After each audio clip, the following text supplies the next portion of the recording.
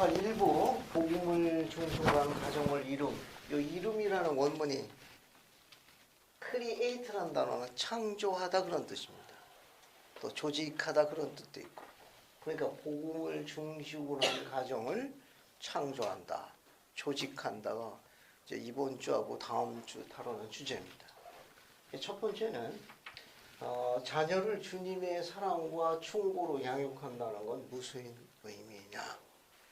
자녀를 주님의 사랑과 충고로 양육한다는 건 무슨 의미냐? 성고는 두 개가 있습니다. 두 개가 있고 그 다음에 이제 벤슨 회장의 말씀 241쪽에 담겨져 있어요.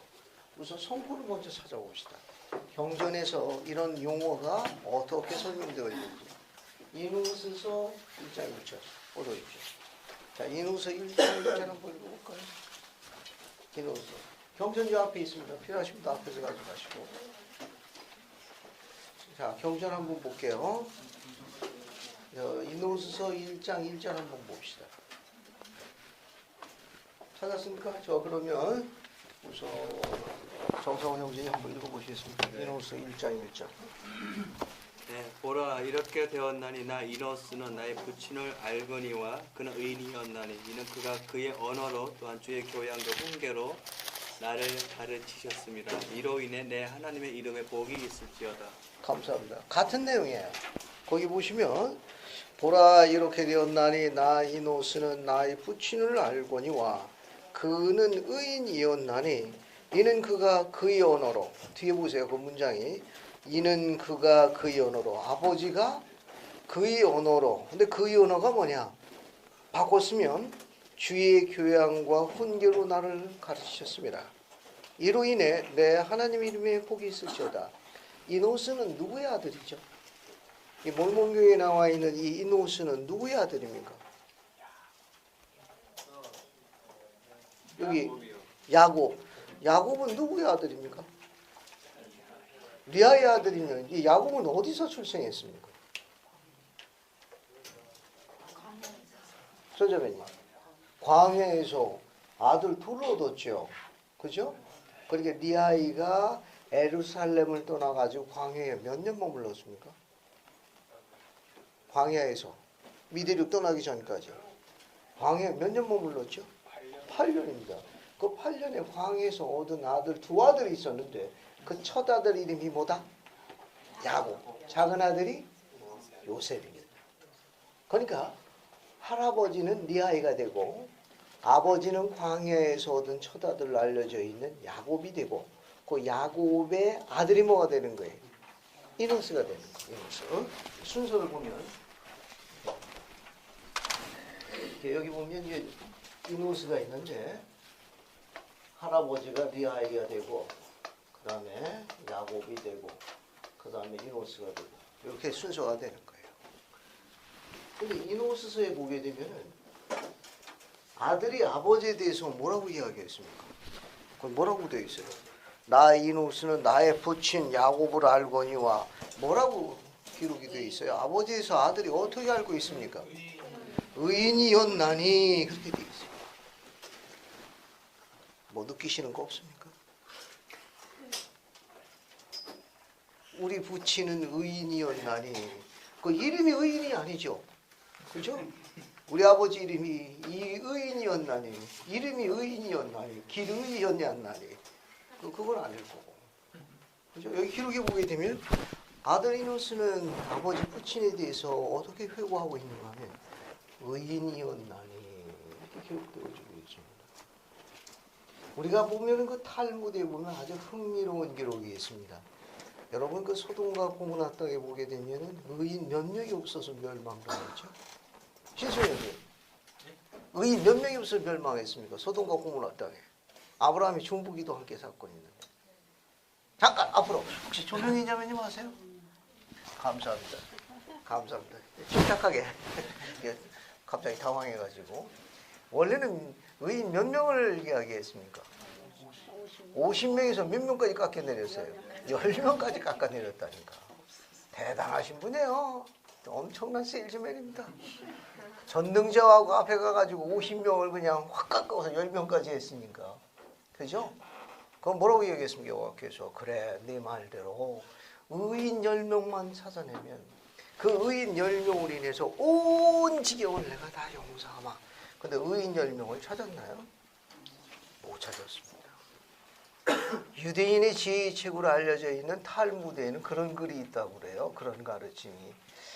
만약에 이런 주의 천사가 나타나 가지고 그와 똑같은 조건 하에서 의인 10명을 찾아내면 그 의인 10명에서 온 천하를 내 용서하마 할 적에 꼭 들어가야 할 사람의 이름이 있다. 그 사람이 있다. 만약에 나중에 수가 더 줄어가지고 그 의인 2명만 찾아나라 하면은 그 의인 2명에 들어가야 할 사람이 있다. 이건 살아있었고 나 잠적해야 될 줄 알았어. 자, 그럼 탈무드에 이야기 되면 만약에 의인 10명을 찾아내면 용서하마 할 때 그 의인 10명에 당연히 들어가는데 만약에 2명만 찾아내서 그 이름을 적어내라. 그럼 여러분 누구 이름을 적어내겠습니까? 본인. 잠깐, 2명이었어요. 2명. 예를 들어서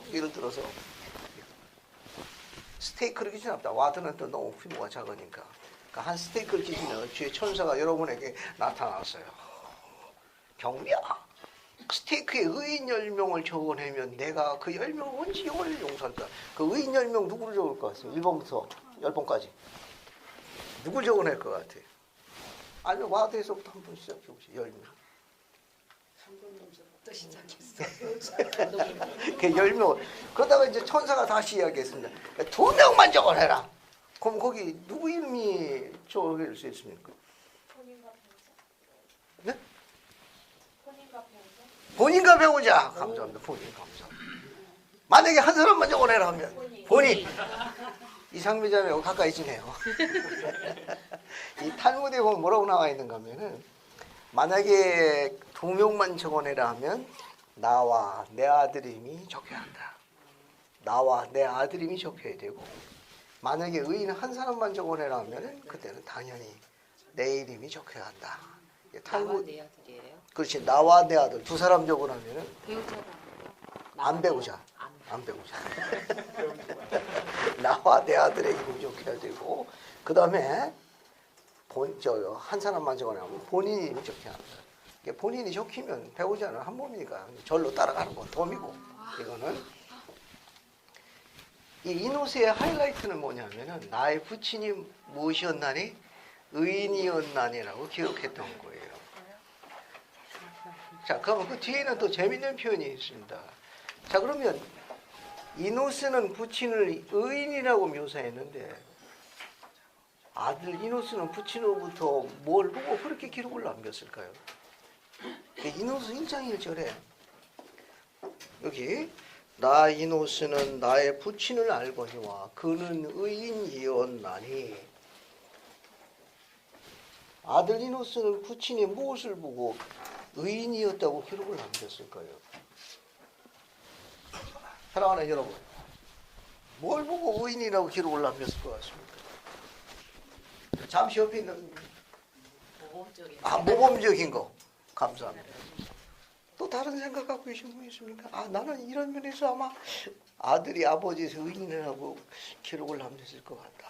모범적인 생활. 답은 거의 다 나온 것 같습니다. 혹시 언행 일치하셨어요. 언행을 일치하셨어요. 언행의 일치 감사합니다. 이 의인이라고 묘사했던 건 뒤에 보면 어떤 대로 나오죠? 그 문장 뒤에 보세요. 바로 1절 문장 뒤에 뭐라고 나와 있습니까? 그 뒤에 뭐라고 나와 있어요? 자, 부친이 의인이었다고 그랬어요. 그 의인임을 아들이 뭐라 했던가 하면 알았다고 그랬어요. 이거 중요한 겁니다. 나는 아버지를 안다는 거예요. 그건 어떠냐? 마찬가지로 아버지도 아들을 안다고 하는 거예요. 근데 왜 그렇게 묘사했느냐? 그 뒤에 바로 표현되어 있어요. 어디 보면 그의 언어로 가르쳤다고 그랬어요. 그래서 그는 누구죠? 아버지. 아버지네, 아버지. 바꿨으면 아버지 언어가 있다는 게 경전에 나와 있습니다. 경전에 아버지 언어를 어떻게 가르치고 있냐? 그 뒤에 뭐라고 써있습니까? 그 뒤에 뭐라고 표현되어 있습니까? 아버지 언어는 어떤 언어라고 했습니까? 주의 교양과 훈계로. 그죠? 아버지 언어는 주의 뭐라고 되어 있습니까? 주의 뒤에 나와 있는 교양과 훈계.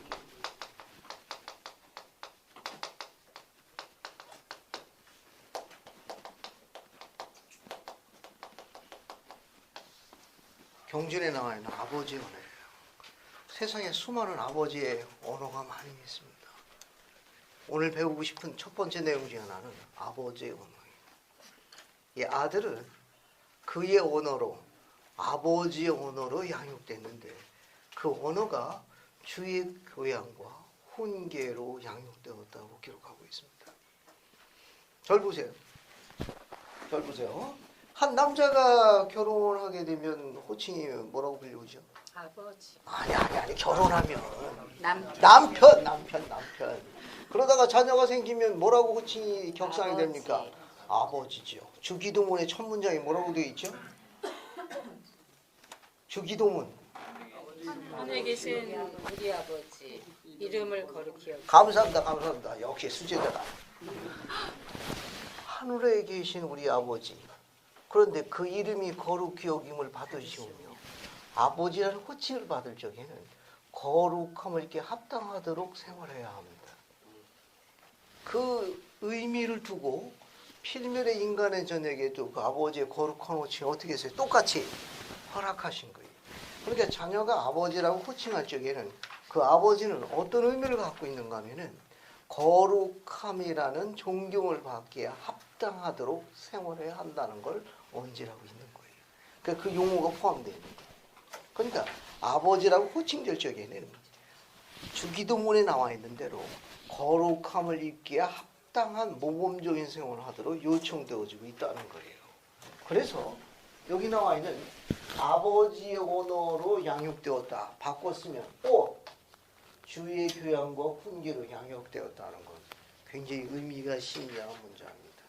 그러니까 결국 이 말은 뭐냐면은 아들 이노스가 부친이 생활하는 걸 보고 하늘에 계신 아버지가 거룩하시며 그분을 경외하는데 조금도 문제가 없을 만큼 아들 보기에 합당하고 거룩한 생활을 했다는 걸 시사하는 표현이에요. 지금 이 내용은 그러니까 아버지가 의인이었나니 그 말은 뭐냐면은 그 육신의 아비인 야곱이 하늘에 계신 거룩하신 아버지를 경외하며 또 그분이 살아계심에 대한 증거함에 있어 그 아들이 조금도 거기에서 장애를 겪지 않도록 불편하지 않도록 합당한 생활을 했다는 걸 시사하는 내용입니다. 그러면 그런 내용을 경전에서 뭐라고 얘기해 주냐면 그 아버지의 언어, 경전에서는 아버지의 언어로 양육하는 아버지를 우리가 의인이라고 아들에서 묘사했어요. 주의 교양과 뭐로? 훈계로 양육했다 이렇게 이야기했습니다. 경전에 보면 창세기 18장 19절 보면 아브라함이 선택됩니다. 아브라함이 왜 주님으로부터 택함을 받았는지 한번 찾아봅시다. 여기 보면 아브라함이 선택된 이유 한번 찾아보죠. 아브라함이 선택된 이유 한번 찾아봅시다. 창세기 18장 19절 한번 보죠. 창세기 18장 19절을 보셔가지고 여호와께서 왜 아브라함을 택했는지 한번 봅시다. 창세기 18장 19절이에요. 이경비자매 찾아서 한번 읽어보게요. 18장 19절. 내가 두루 그 자식과 본토에게 명하여 여호와의 불을 지켜 의와 공로를 행하게 하려고 그를 택하였나니 이는 나 여호와가 아브라함에게 대하여 말한 일을 이루려 함이니라. 감사합니다. 한 번 더 반복해 보겠습니다. 한번 보세요. 창세기 18장 19절입니다. 내가 그로 그 자식과 권속에게 명하여 여호와의 도, 영문은 way입니다. way, 길, 주의 길, 주의 길, 주의 길이에요. 주의 길, 주의 길을 걷도록 의와 공도를 행하게 하려고 그를 택하였나니 이는 나 여호와가 아브라함에게 대하여 말한 일 이루함이었더라. 그러니까 여호와께서 아브라함을 택한 이유는 여호와 자신, 즉 아브라함 자신이 주의 길을 걸었을 뿐만 아니라 그 길을 걷도록 누구에게? 자기 자식뿐만 아니라 권속들 모두에게 모범을 보였다 그런 말입니다. 그래서 그를 세웠나니 그런 말이에요. 그러니까 하나님께서 왜 아브라함을 택하셨느냐? 즉 아브라함 자신이 주의 길을 걸어왔어요. 주의 길을 걸어갔다는 말은 뭐냐? 계명을 열심히 지켰다 그런 말로 쉽게 설명할 수 있습니다. 자기 자신이 계명을 열심히 지켰을 뿐만 아니라 자녀들과 권속들에게도 주의 길을 걷도록 계명을 지키도록 모범을 보이고 가르치는 사람이었고, 그래서 여호와께서 그를 택하였나니 그런 말이에요. 자, 조금 정리가 됐습니까? 그러니까 여호와께서 아브라함을 택한 이유는 뭐다? 뭡니까? 아브라함이 주의 그렇죠. 길을 걷고 아브라함이 자신도 여호와의 길을 걸었을 뿐만 아니라 누구에게도? 그의 자식과 권속에게 그렇죠. 자녀와 권속에게도 그 길을 걷도록 모범과 주의 교양과 훈계로 가르쳤기 때문에 그를 뭐한 거예요? 세우신 거예요. 결국 그렇다면 이 두 성구를 조합해 봅시다. 조합해 보면 오늘 참석한 우리 젊은이가 아들이고 딸이고 주의 길을 걸어가기면 주님께서 그 젊은이를 어떻게 하시는 거예요? 때가 되면 그가 주의 길을 열심히 걸어가면 그를 통하여 태어나는 자녀와 그와 현재 관련되어 있는 권속들에게도 그가 그를 가르치는 합당함이 증거되면 여호와께서 대를 보존하시겠다는 약속이 숨어 있다는 걸 알 수 있는 거예요. 왜? 아브라함의 하나님, 그 다음에 누구의 하나님의? 야곱의 하나님. 아니 중간에 하나 더. 이삭의 이삭의 하나님. 그 다음에 야곱의 야곱의 하나님. 대를 약속했지 않습니까? 기록은 그렇게 돼 있거든. 그죠? 아브라함 하나님, 이삭의 하나님, 야곱의 하나님. 기록은 그렇게 돼 있어요. 그래서 이 문장은 조금 주의 깊게 질 필요성이 있다. 그런 말입니다. 자, 그러면 우리가 하고 있는 교재에서 한번 보죠. 자, 여기 보면 충실한 부모에게 주어진 주님의 신성한 약속은 어떤 것들이 있느냐? 이거하고 관련 있는 거예요. 시편 32편 8절 한번 읽어볼까요? 먼저 시편 32편 8절 한번 찾아보세요. 시편 32편 8절 한번 읽어볼게요. 시편 보세요. 시편. 그래서 추윤아 자매님 이거 한번 읽어보고 그 다음에 김민정 자매는 제3리파의 18장 20절 찾아가지고 한번 읽어봐요.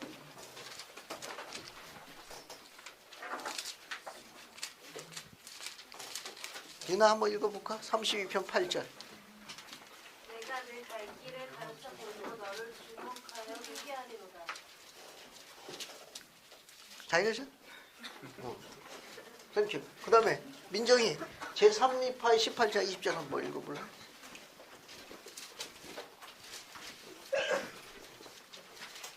제3리파의 18장 20절.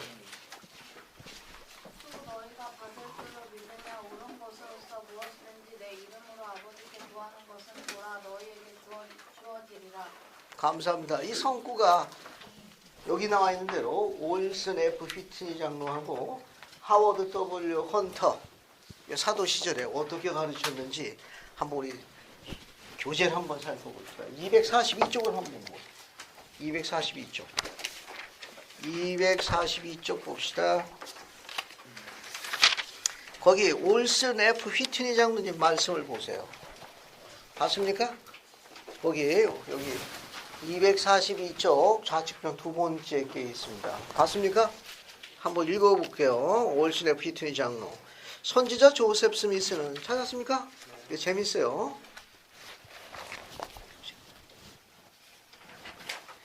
여러분 앞에 교재가 있습니다. 교재 없는 분들. 교재 없는 분들 이 앞에 교재 함께 보십시오. 자, 선지자 조셉 스미스는 충실한 부모에게 임봉되는 것과 진리의 대의를 위해 용감하게 봉사하는 사람들에게 주어진 신성한 약속은 거기 여러 밑줄 한번 칠 필요성이 있어요. 그들을 구원할 뿐만 아니라 그들의 후손들까지 구원한다고 선언했습니다. 지금 경전의 약속을 재확인한 거예요. 그러니까 이 신성한 약속은 뭐냐? 충실한 부모는 그 자녀와 자녀를 보존하시겠다고 약속한 거예요. 그들 본인도 포함해가지고 그들의 자녀까지 보존하시겠다고 약속한 거예요. 그들을 구원할 뿐만 아니라 그들의 후손까지 구원한다고 선언하셨습니다. 이보다 더 위안을 주는 어떤 교리가 가르쳐진 적이 없었습니다. 일부 양들이 헤매고 있을지라도 목자의 눈길은 항상 그 양들을 향하고 있습니다. 그 양들은 조만간 목자의 구원의 손길이 자신들에게 다가와 자신들을 다시 우리 안으로 넣으려는 느끼게 됩니다. 현세에서든 내세든 그들은 돌아올 겁니다. 하나, 둘, 셋, 넷, 네 번째 줄 건너뛰고 다섯 번째 줄 보세요. 방종과 불순종에 빠진 자녀를 위해 뭐 하십시오? 기도하십시오. 신앙으로 끝까지 붙들고, 거기도 밑줄 치어야 돼. 신앙으로 끝까지 붙들고 희망을 갖고 신뢰하면 하나님의 구원이 임하게 됩니다. 그러면 자녀는 언제 포기하는 겁니까? 내가 포기하는. 그렇죠. 부모가 포기할 때. 여기 내용으로 신앙으로 끝까지 붙들려는 말은 자녀는 부모가 포기하면 자녀가 이제 양의 우리로 못 따라옵니다. 포기하지 말라는 거예요. 신앙으로 붙들으라는 거예요. 신앙으로 붙들어야 하나님께 매달리라 그런 말입니다. 신앙으로 끝까지 붙들고 그 말은 뭐냐? 부모가 포기하면 자녀가 돌아오지 못하게 되니까 절대로 포기하지 마라 그런 말입니다. 밑에 거 하워드 W 헌터 성공적인 부모는 사랑을 베풀고 희생을 하고 관심을 갖고 가르치고 자녀의 필요사항을 충족시켜줍니다. 만약에 여러분이 이 모든 것을 다 행했음에도 불구하고 자녀가 여전히 빗나가고 세상적이고 골칫거리가 된다 하더라도 여러분은 여전히 성공적인 부모입니다. 예를 들어서 어떠한 부모나 어떤 환경에서 다루기 힘든 자녀가 태어날 수도 있습니다. 레미인과 레미엘처럼. 그러나 마찬가지로 어떠한 아버지나 어머니에게도 축복이 되고 기쁨이 되는 자녀 누구? 리파이 같은 야곱과 같은 이누스 같은 자녀가 태어날 수도 있습니다. 그러니까 앞에 보세요. 아버지 리아이 같이 훌륭하신 분에게 어떤 자녀가 있었습니까? 레이맨과 레. 그렇죠. 아버지를 화병으로 데려가는 결정적인 공헌을 한 레미인과 레미엘이 있죠. 하지만 사는 동안에 그 쉽지 않고 어려웠지만 그래도 기쁨을 주는 어떤 아들도 있었습니까? 리파이 같은 아들도 있었어요. 그러니까 그런 환경 속에 있다 하더라도 아버지 레미엘과 레미엘은 그 아버지가 아니죠. 아버지 리아이는 자녀들 레미엘과 레미엘을 포기하지 않았습니다. 온 힘을 다해가지고 그들을 권면하고 가르쳤어요. 리아이 같은 경우는 꿈을 꾸고 난 다음에 레미엘과 레미엘 열매를 따먹지 않는 그 꿈을 꾸고 그들이 주 앞에 쫓겨날 것을 염려하여 부모의 있는 정성 없는 정성을 다하여 그들을 훈계하여 가르치니 주께서 매를 감하실 감이라 라는 증거를 몰몬교에 남겨놨습니다. 그게 부모의 마음. 자, 또 참조를 보시고요. 또 어디를 보시는가 하면은 243쪽 보세요. 243쪽. 우측편 맨 위에 로버트 D. 헬스 감독. 지금은 사도님이십니다. 당시에는 감리 감독이셨어요. 그 인용 문을 찾았어요? 네. 거기에 제가 한번 읽어볼게요. 거기 보시면은 큰 사랑과 관심을 받고 자라며 세심한 가르침을 받은 자녀라도 성인이 되면 여러 가지 이유로 그러한 가르침을 따르려 하지 않을 수도 있습니다. 우리는 어떻게 해야 되겠습니까? 우리는 선택의지의 원리를 이해하고 존중합니다. 우리는 생애 경험이 복음대로 살려는 소망과 능력을 다시 얻는데 도움이 되기를 간구합니다. 그들은 여전히 우리들의 자녀이며 우리는 항상 그들을 사랑하고 염려할 것입니다. 우리는 우리 집의 문도 마음의 문도 닫지 않습니다. 뒤에 중요한 가르침이 있어요. 어떤 사람들은 자녀 가운데 한 명이라도 길에서 벗어나 있으면 자신은 교회 부름을 받거나 수행할 수 없다고 생각합니다. 부름을 받아들이고 최선을 다할 때 우리는 가장 사랑하는 사람들에게 영적으로 깊은 영향력을 줄 수 있을 겁니다. 많은 다른 가족들이 아무런 어려움을 생각한다면 그들을 잘 모르고 있는 것입니다. 분명히 부모들은 부모가 되는 과정에서 실수를 하겠지만 겸손, 신앙, 기도 및 연구를 통해 각자 더 나은 방법을 배울 수 있으며 그런 과정에서 이제 가족들의 생활을 축복하고 다음 세대를 위한 올바른 전통을 가르칠 수 있습니다. 주님의 약속은 분명합니다. 내가 내 갈 길을 가르쳐 보이고 너를 주목하여 훈계하리로다. 시편 32편 8절. 또 너희가 받을 줄로 믿으며 옳은 것으로서 무엇이든지 내 이름으로 아버지께 구하는 건 보라 너에게 주어지랴. 제3 니파이 18장 20절. 앞에 보세요. 혹 그런 생각을 할 수도 있습니다.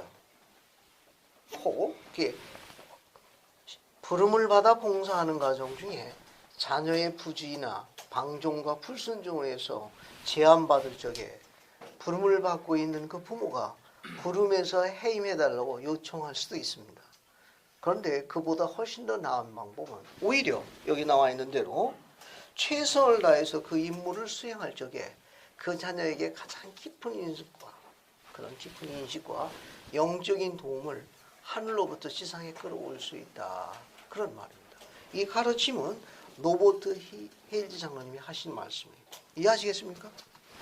제가 스티브 회장으로 봉사하는 동안에 제일 어려운 그 접견 중에 하나가 바로 이 접견이에요. 그 신권의 부름을 갖고 있는 이스라엘의 그 형제가 자녀가 불순종하고 또 저항함으로 인해 가지고 교회를 떠나갈 적에 하고 있는 임무로부터 해임해 줄 걸 공식적으로 요청을 받는 접견할 때 제일 곤욕스럽습니다. 거기에다가 또 유교까지 들먹거리는 수신제가 지구평 쳐라라 해가지고 잠시 쉬고 싶다고 할 때는 이거 만만치 않거든요. 하지만 교회의 가르침을 분명합니다. 바로 그 일 때문에 그분이 부름받은 겁니다. 주님께서는 그 문제를 알고 계십니다. 그 문제가 있을 걸 알고 계시고 자녀에게 전능자의 손길이 임할 수 있는 신앙의 끈을 맺기 위해서 그를 그 자리에 부르신 겁니다. 주님은 처음 것을 다 알고 계시고 다 굽어보십니다. 그 아비의 마음과 생각 의도로 다 보시기 때문에 오히려 있는 인 다하여 그 일을 수행함이 옳은 일입니다. 그리하여 그 자녀와 신앙의 끈을 더 가까이 묶고 다른 낯선 끈이 그를 채가지 않도록 강한 신앙의 끈을 그를 붙들으며 주의 우리 안으로 들어오도록 하늘의 공덕을 의지함이 훨씬 지혜로운 방법입니다. 그러면 주님께서 그를 세우실 겁니다. 경전에는 이런 예가 수많이 나와 있는지 그 예 중에 대표적인 사람이 바로 엘마 1세 아들 엘마 2세입니다. 당시에 위대한 왕이었던 모사야의 네 아들도 부모 속을 엄청 새겼습니다.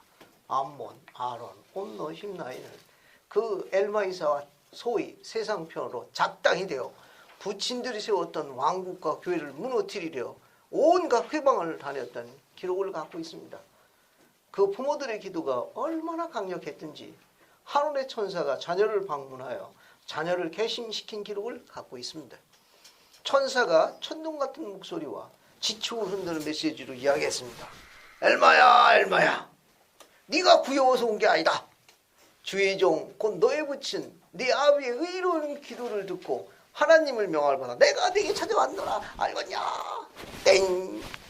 우리 기록이 멀봉경 모사에서 기록되어 있습니다. 그들이 개심하고 난 다음에 교회에 얼마나 봉사했는지 아세요? 모사에서 27장 봅시다. 개심하고 난 다음에 버림받은 이 아들들이 교회에 어떤 공헌을 했는지 살펴봅시다. 모사야서 27장 보죠. 자, 27장 한번 보세요. 13절, 14절 봅시다. 봤습니까? 자, 우선 11절부터 제가 한번 쭉 읽어볼게요. 같이 보세요. 사랑하는 여러분, 한번 보세요. 27장 11절. 그리하여 내가 너에게 이른 대로 같이 그들이 하나님을 거역하며 여기저기 돌아다니네. 말 안 듣는데도 엄청 바쁜 사람들이에요. 보라, 주의 천사가 그들에게 나타났더니 그가 마치 구름에 쌓인 듯 하강하여 마치 우레와 같은 소리로 말한지라 그 음성을 인하여 그들이 서 있는 땅이 진동하였더라. 이에 그들이 놀라움이 심히 커서 그들이 땅에 엎드려져 천사가 그들에게 하는 말을 깨닫지 못하더라. 그럼에도 불구하고 그가 다시 외쳐 이르기를 엘마야, 엘마야, 일어나 앞으로 나서라. 내가 어찌하여 하나님의 교회를 핍박하느냐. 주께서 말씀하시되 이는 내 교회라. 내가 이를 세우리니 내 백성의 범법이 아니고는 아무도 이를 전복하지 못하리라 하셨느니라. 또 천사가 다시 이르기를 보라 주께서 그 백성의 기도와 그 중요한 기록이 있습니다. 내 아비인 그 종 엘마의 기도를 들으셨으니 이는 그가 내게 관하여 곧 내가 진리의 지식으로 인도되기를 많은 신앙으로 기도하였음이니라.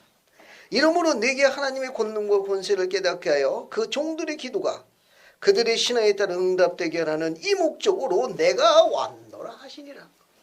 절 보세요. 합당한 추천서를 갖고 있는 부모님들이 왜 성전을 가야 되는 이유를 다시 한번 확인합니다. 그곳에서 사랑하는 자녀와 사랑하는 콘속대 이름을 적어놓고 신앙으로 붙드십시오. 때가 되면 주님께서 천사를 보내실 겁니다. 이 기록에 보게 되면 아들 자녀에 관해 가지고 아비가 아들에 관하여 내가 아들이 진리의 지식으로 인도되기를 많은 신앙으로 기도했으므로 많은 신앙으로 기도했습니다. 꼭 아비만 해야 됩니까? 엄마만 꼭 해야 돼요? 아들이 하면 안 됩니까? 딸이 하면 안 돼요? 할 수 있습니다. 할 수 있어요. 아비가 쌓지 못한 공덕을 위해서 4배 이상 봉사하겠다고 주님께 기도하시면 주님의 기도 더 기뻐할 것 같은데. 여기 있는 아비가 그렇게 한 기도보다도 그 아들이 그 아비의 그 공덕을 대신 지을 수 있도록 아들이 4배 이상 봉사하겠다고 기도하면 주님의 그 기도 더 기뻐할 것 같아요. 신자님 생각 어때요? 좋은 것 같아요. 좋은 것 같아요? 여러분 그런 목표를 한번 세워보세요. 4배 이상 열심히 봉사하겠다고 기도하면 주님이 그 대와 대를 보셔서 축복하실 거예요. 자, 그 다음에 이제 또 어디를 보시는가 하면은 됐습니다. 여기 그 뒤편 하나 또 볼게요. 이 아들들이 나중에 어떻게 되나 봅시다. 27장 뒤에 보세요. 뒤에 32절부터 시작해가지고 37절까지 한번 읽어볼게요. 같이 보세요. 이때 재미있습니다. 27장 30절. 이제 이렇게 되었나니 이때로부터 엘마가, 이게 엘마의 아들 엘마 이세예요. 백성들을 가르치기 시작하였고 천사가 나타났을 때 엘마와 함께 있던 자들이 모사의 네 아들들입니다. 암몬, 아론, 옴노, 힘나이 네 아들들이에요. 그리하여 그들도 그리하여 그들이 온 땅 주변을 두루다니면서 온 백성에게 그들이 보고 들은 걸 공포하고 많은 환난 가운데 하나님의 말씀을 전파하며 뒤에 보세요. 뒤에 보십시오. 믿지 아니하는 자들에게 심히 핍박을 받고 그들 중 많은 자들에게 매를 맞았더라. 33절. 그러나 이 모든 것에도 불구하고 그들이 교회에 많은 위로를 주었나니 그들의 신앙을 견고하게 하고 오래 참음과 많은 노고로서 그들을 권면하여 하나님의 계명을 지키게 하였더라. 거기 중요한 겁니다. 이렇게 심히 핍박을 받고 믿지 않는 자들에게 매를 그렇게 많이 맞았음에도 불구하고 그들의 이와 같은 의로운 행위는 교회에 많은 위로를 주었다는 거예요. 34절. 그리고 그들 중 넷은 모사의 아들이었고 그들의 이름은 암몬과 아론, 옴노와 심나이였으니 모사의 아들들의 이름이었더라. 건너뛰어서 36절 보세요. 이같이 하나님의 손에 든 도구가 되어 많은 자들을 진리의 지식에 참으로 그들의 구속주에 대한 지식에 이르게 하였느니라. 이에 그들이 얼마나 복이 있느냐. 이는 그들이 평안을 공포하였으며 선한 일의 좋은 소식을 공포하며 주께서 다스림을 백성들에게 선포하셨음이니라 라고 기록되어 있습니다. 짧은 기록이지만 이와 같은 기록들은 대와 대를 보존하며 부모를 영화롭게 하는 증거로 나와 있는 중요한 예들입니다. 그래서 요약하게 되면 우리가 갖고 있는 자녀를 주의 사랑과 충고로 양육한다는 말, 경전에는 그걸 뭐라고 그러냐? 아버지 언어라고 그래요. 이 아버지는 육신의 아비도 되지만 하늘에 계신 아버지께서 양육하는 걸 그대로 육신의 아비가 의롭게 생활하는 겁니다. 그래서 아비가 하는 대로 따라서 하도록 가르치는 아버지의 행위를 우리는 단순하게 아버지의 언어라 호칭합니다. 아버지가 행하는 대로 따라서 하렴. 즉 아버지가 말하는 대로 하렴이 아니고, 알겠습니까? 말하는 대로 하는 게 아니고 아비가 행하는 대로 따라서 해라는 용어를 경전에서 뭐라고 한다? 아버정. 됐습니까? 흥미있죠? 자, 그 다음에 여기 보면 241쪽에 매일 이루어져야 할 경건한 생활 세 가지가 추천된 게 있어요. 벤스 회장이 말씀하신 거. 241쪽에서 한번 찾아봅시다. 241쪽에서.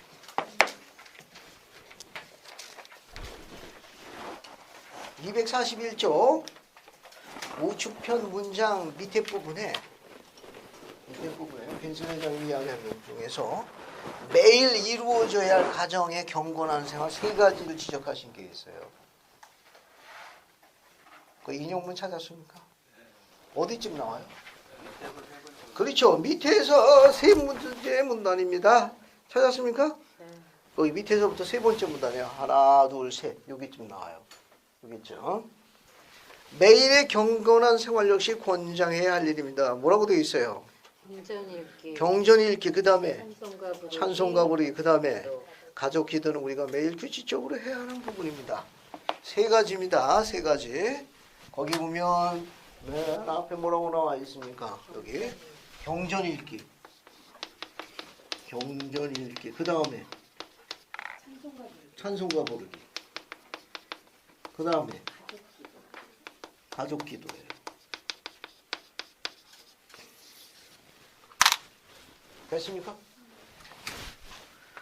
여기 경전 읽기 최소 하루 몇 번씩 읽어야 되죠?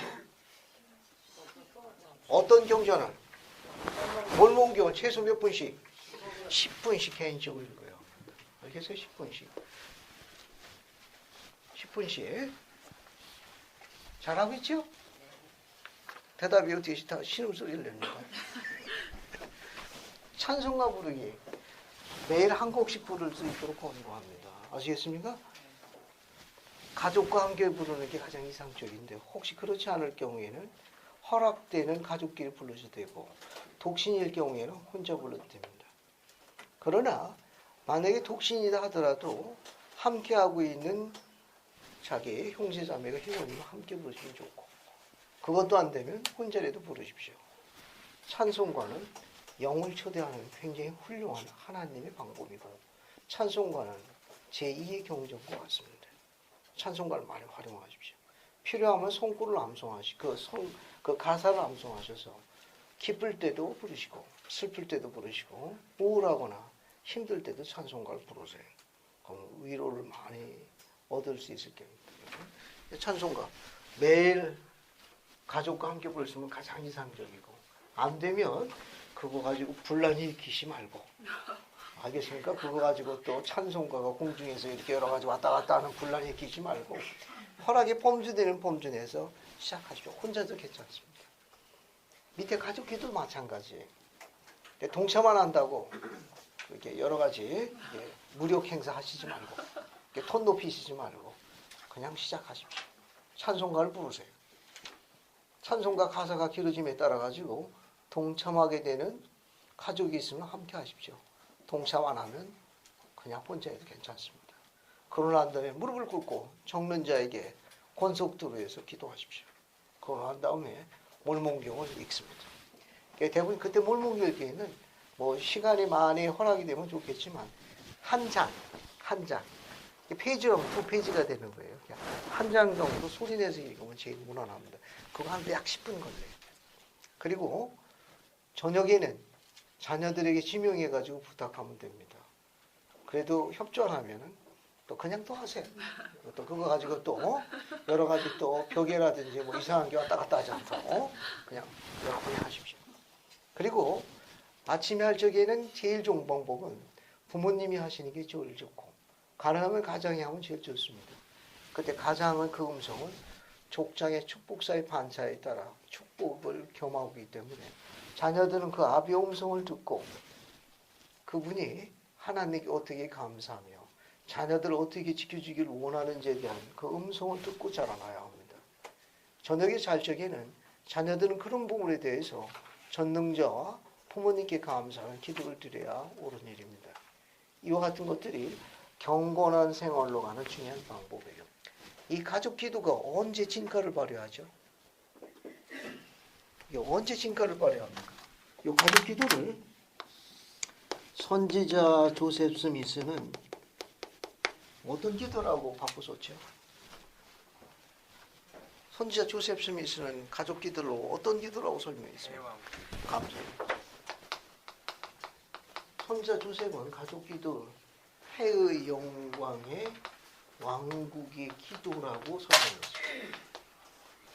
많은 기도 중에 현세에 사는 가족 기도는 해의 영광, 해의 영광, 해의 영광이 가정에 임하는 기도라고 가르치셨어요. 그러니까 아침에 가족 기도를 함으로써 권속들이 해의 왕국 상태에 머물러들어 축복을 구하는 것이고, 드는 잠자리에 가족 기도를 하는 것은 자녀들이 밖에서 놀다가 집에 들어오면 아들들 어때 상태가? 깨끗한 상태로 오는 거예요? 아니요. 그냥 뭐 온갖 그 먼지에 그냥 엉망진창하고 들어오거든. 그러면 그 상태로 잠자리 재워요? 어떻게 합니까? 그렇죠. 푹 담아가지고 이제 깔끔하게 드러내가지고 같은 방법. 세상에 잘못된 가르침, 오염, 부정적인 생각, 원망, 불평 이런 것으로 찌들어온 자녀를 깨끗하게 정결하는 작업이 앞닿기 가족기도입니다. 그러고 잠자리에 들어야 천사가 수정 들어주는 거예요. 천사가 지켜지. 그렇게 그런 축복이 바로 이 가족기도입니다. 따라서 가족기도는 어떤 자세로 한다? 어떤 자세로 한다? 이 가족기도는 필사적으로 해야 돼. 알겠어요? 이거 쉬운 게 아닙니다. 이게. 필사적으로. 특히 젊은이들이 이 기도를 필사적으로 하게 되면 약속합니다. 내 그분으로 약속하니까 단비처럼 다가오는 하나님의 딸을 아내를 축복하실 거예요. 아시겠습니까?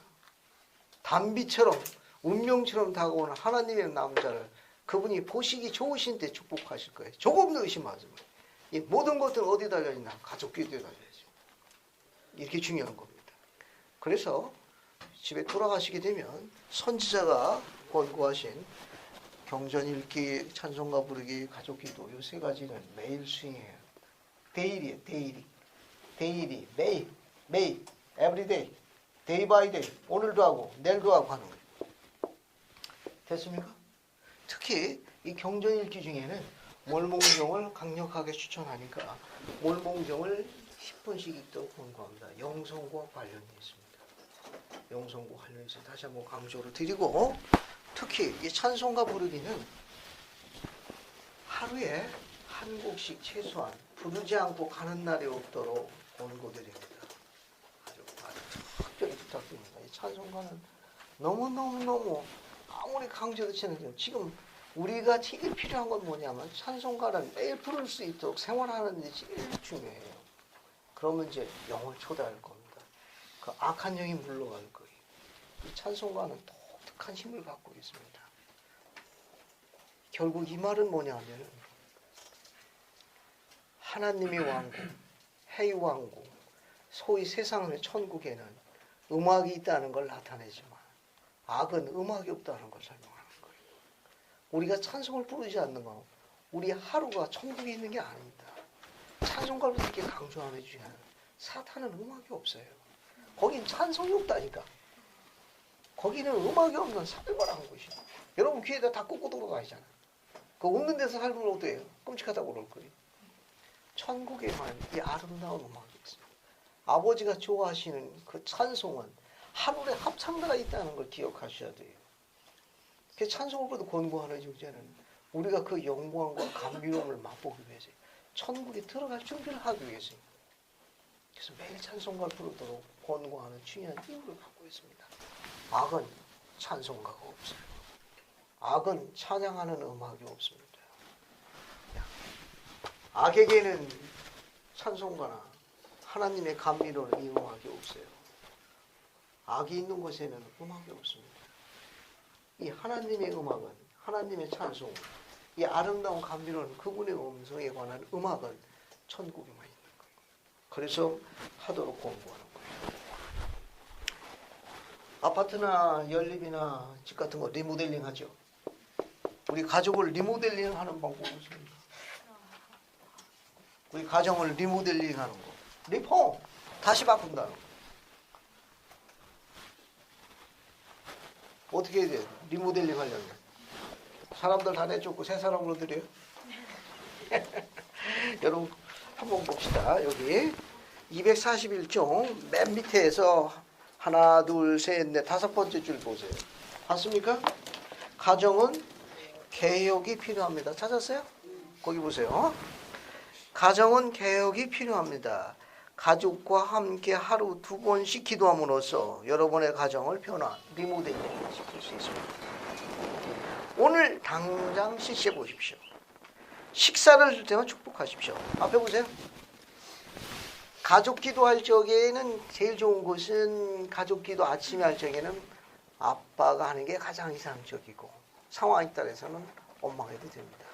저녁에는 자녀들이 하고 그러나 음식 축복할 적에는 아빠가 자녀들을 지명하는 게 좋아요. 자녀가 축복을 하는 게 아주 좋습니다. 식사 축복은 자녀들에게 맡기면 좋다는 거. 근데 어릴 적에는 서로 싸워요. 서로 한다고. 좀 크면 안 하려고 안 나타나네. 이제 가족 기도에 보면 재밌는 현상이 나옵니다. 엄마가 저녁에 하루 기도한다면 서로 하려고 그래. 자녀들이 왜? 엄마 기도는 끝날 줄을 모르거든. 어머니 제가 하겠습니다. 진정하옵소서. 허락하면 서울이 마음극하나이다. 아들 기도는 엄청 짧거든. 엄마 기도는 엄청 길어. 나중에 해보면 압니다. 나중에 해보면 알아요. 자, 뒤에 보세요. 경전에 있는 하나님의 말씀을 10분 정도씩 읽도록 하십시오. 사랑, 화평, 주님의 영, 친절, 자선, 희생 등이 여러분 가정 안에서 충만하게 하십시오. 또 뭘 리모델링 하세요? 거기 뭐라고 나와 있습니까? 거친 말을 삼가고, 거친 말을 삼가고, 주님의 영이 여러분 마음을 채울 수 있도록 하십시오. 영과 권능으로 자녀에게 이런 것들을 가르치고, 만일 가정 환경과 모범과 훈련이 그리스도본과 일치된다면 100명의 자녀 중 1명도 길을 잃지 않게 될 겁니다. 조셉 스미스, 우리 교회 6대 회장님이십니다. 아주 약속하죠.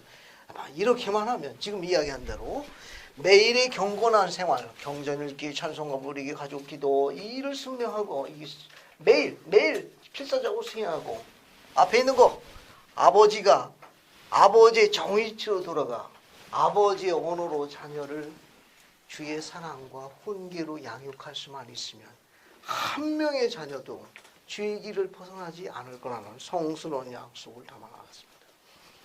그런 아버지와 아들과 대를 그분이 보존하시겠다는 신성한 약속을 우리가 갖고 있다는 거. 의심하지 마십시오. 내일이 무슨 날이죠? 어린이날입니다. 그래서 어린이날을 기념하는 특선 편집된 영화를 잠시 보도록 하겠습니다. 그래서 오늘 강의는 여기서 끝나고 좀 더 자세한 건 다음 주에 할 겁니다. 243쪽부터 258쪽까지 읽어보시면 되겠어요. 자, 이제 지금부터 끝날 때까지는 편집된 비디오를 보는데 배경 설명을 듣고 보시는 게 좋을 것 같아요. 1959년도 영화 배너에서 발췌했습니다. 앞에 보세요. 앞에 보십시오. 여기 보면 두 명의 주인공이 나오는데 둘 다 유대인. 하나는 메살라라는 사람이 나오고 하나는 주다 베너라는 사람이 나와요. 주인공이 베너예요. 둘 다 유대인인데 메살라라는 친구는 어릴 적 친구인데 로마에 가가지고 성공해가지고 로마 총독을 따라가지고 예루살렘에 들어오는데 거기 사령관으로 들어옵니다. 총독의 보좌관으로 성공해서 돌아와요. 베너는 이스라엘의 지도자예요. 또 거상입니다. 거상이.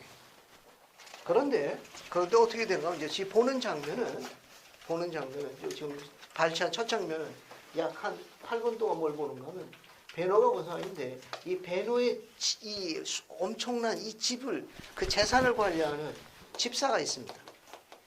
이 집사가 이 재산을 다 관리해요. 그에게 딸이 하나 있어요. 요 딸입니다. 그 당시에는 이걸 노예라고처럼 취급했습니다. 하인으로 취급했습니다. 노예같이. 그래서 요 딸이 당시 비슷한 사람끼리는 게 관례였어요. 그래서 성장해가지고 성장한 여인이 되어가지고 주인 베노에게 와가지고 결혼 승낙을 받으러 옵니다.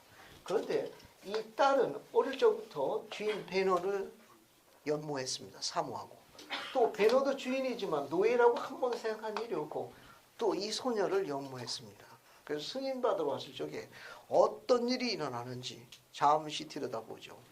그거 잠시 보겠습니다. 아주 재밌어요. 그러고 난 다음에 중간권 끝나고 나중에 이 둘이 메살라라는 로마 사령관이 이스라엘을 통제하기 위해 가지고 협조할 걸 요청합니다. 그런데 가문과 민족을 배신할 수 없어서 둘이 적대 관계에 들어서게 돼요. 그래가지고 어떻게 되는가 하면은 메살라의 음모로 베노는 노예 손에 노예로 팔려갑니다. 재산이 전부 압수당했어요. 그리고 베노에게는 어머니와 자신의 여동생이 있었는데 이 메살라가 베노를 노예로 팔아 그러는데 노예 손으로 팔아고 그랬습니다. 노예 손은 그 밑에서 노젓는 거예요. 죽을 때까지.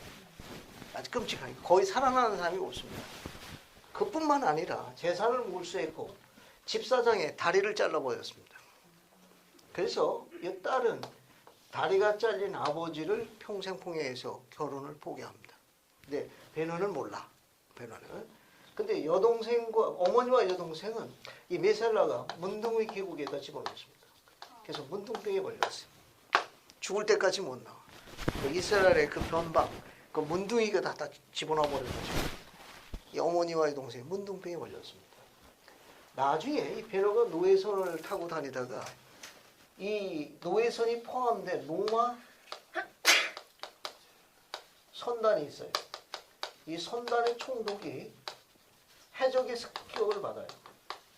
그래서 총독이 해적 습격을 받아서 바다에 떨어진 걸 노예선에 있던 노예선이 부서지면서 살아남은 베노가 이 총독을 구해줍니다. 그래서 총독이 뭐가 되냐? 양자가 돼요. 그래서 지위가 확 바뀌어버립니다. 그래서 다시 예루살렘으로 돌아와요. 자기 어머니와 여동생을 찾기 위해서. 메살라가 그렇게 했다는 걸 모릅니다. 그래서 메살라가 전차 경기가 있어. 말 여러 필해가지고 마차 타고 가는 거. 그 마차 경기에 나가가지고 메살라가 지고 베노가 이깁니다. 죽어가면서 그때 이야기해요. 내가 어머니와 여동생 문둥이 계곡에 처박아놨다고. 마지막 던집니다. 그 뒤의 일이 어떻게 되는지 찾아봅시다. 지금부터 보시게 되면 9시 조금 넘어서 끝나니까 한번 보십시오. 재미있어요.